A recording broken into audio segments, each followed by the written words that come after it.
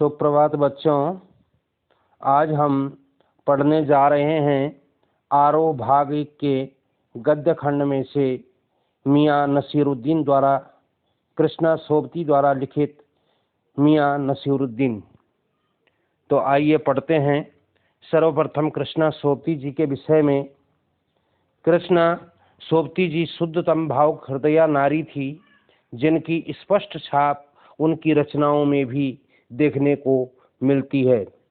सामाजिक वैषम्य और नारी जीवन की विडंबनाओं को देखकर सोबती जी दुखी और क्षुब्ध हो उठती थी, जिसके फलस्वरूप उनकी रचनाओं का केंद्रीय भाव सामाजिक चेतना और नारी जीवन की स्वतंत्रता पर आधारित रहा है, जो कि उनकी मुख्य लोकप्रियता की वजह भी है।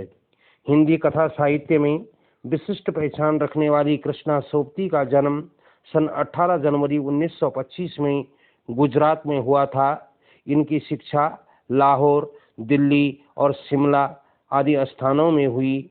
वे दिल्ली प्रकाशन के प्रौढ़ शिक्षा विभाग में अधिकारी के पद पर भी कार्यरत रही। वर्तमान में वे स्वतंत्र रूप से साहित्य सेवा में लगी हुई हैं। इनके लिए उन्हें साहित्य अकादमी सम्मान, हिंदी अकादमी श्लाघा सम्मान, साहित्य अकादमी की 72 सदस्यता सहित अनेक राष्ट्रीय पुरस्कारों से भी सम्मानित किया गया है। उनके प्रमुख जो रचनाएं हैं वो इस प्रकार हैं: जिंदगी नामा, दिलो दानिश, समय सरगम, ये लड़की, ये आदि उपन्यास हैं। इसके अलावा कहानी संग्रह बादलों के घेरे, तीन पहाड़, यारों के यार, डार से बिछड़ी, मित्रों मरजानी, सूरजमुखी, अंधेरे के। तो इस प्रकार ये रचनाएं कृष्णा सोबती जी की थीं। अब आज हम जिस पाठ का अध्ययन कर रहे हैं, जिसका नाम है मियाँ नसीरुद्दीन, तो आइए पढ़ते हैं मियाँ नसीरुद्दीन। प्रस्तुत शब्द चित्र लेखिका कृष्णा सोबती के हम हसमत, जो उनका कहानी संग्रह है, उससे लिया गया है, जिसमें प्रसिद्ध नानबाई मियाँ नसीरुद्दीन के व्यक्तित्व, रुचि एवं व्यवहारिक पक्ष को बड़े सजीव और मार्मिक ढंग से लेखिका ने प्रस्तुत किया है। लेखिका एक बार जामा मस्जिद से गुजरते वक्त प्रसिद्ध नानबाई मियाँ नसीरुद्दीन के पास रुकती हैं और उनके जीवन से जुड़े कुछ महत्वपूर्ण प्रश्न पूछने की उनसे अनुमति लेती हैं।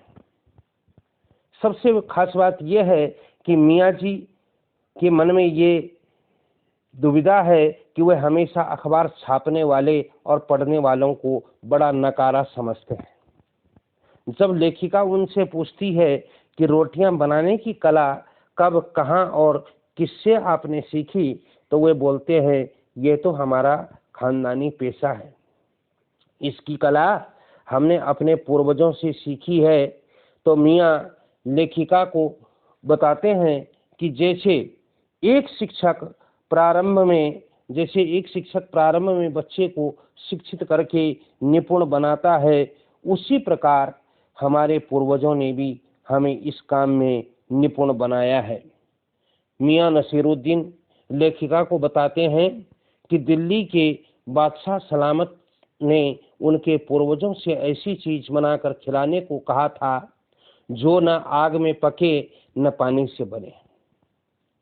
लेकिन इसके यह सुनने पर लेखिका को बड़ा आश्चर्य होता है कि ऐसी कौन सी चीज है जो न आग में पके और न पानी से बने। लेखिका उस पकवान के विषय में जब मियाँ नसीरुद्दीन से पूछती हैं, तो मियाँ नसीरुद्दीन उसका नाम बताने से साफ मना कर देते हैं, क्योंकि ये तो मूल रूप से एक कहावत थी। जब लेखिका उस बादशाह सलामत के विषय में मियाँ नसीरुद्दीन से पूछती हैं, तो वह चिढ़कर अपने कर्मचारियों को भट्टी सुलगाने और आटा बनाने का आदेश भी दे डालते हैं। और इस आदेश के साथ ही जब मियाँ फिर लेखिका से यह भी बताते हैं कि उन्हें अनेकों प्रकार की रोटियां बनाने की महारत हासिल है, और अंत में अपने समय की यादों में वे खो जाते हैं, अर्थात जो भूतकाल का जो समय है, जो उनके जीवन की मधुर स्मृतियां हैं उनमें वे खो जाते हैं। तो बच्चों, इस पाठ में लेखिका के द्वारा जो प्रसिद्ध नानबाई थे मियां नसीरुद्दीन, उनका साक्षात्कार लिया गया और उसे ही कहानी के रूप में यहाँ प्रस्तुत किया गया है। अब आप देखते हैं कि इस पाठ में कुछ रोटियों का जिक्र आया है जो मैं आपको बताना चाहता हूँ। सबसे पहले वाकर पानी, शीरमाल, ताफवान, वेसनी, खमीरी, गाव, दीदा, गाजेवान, तुनकी आदि, ये सब वे रोटियां हैं जिनमें जो है मियां नसीरुद्दीन सिद्धहस्त थे। तो इस पाठ को आपने जो है ढंग से इसका सारांश सुना होगा, अवश्य ही आपको पसंद आया होगा। इसे आप लाइक करें, सब्सक्राइब करें, शेयर करें। धन्यवाद।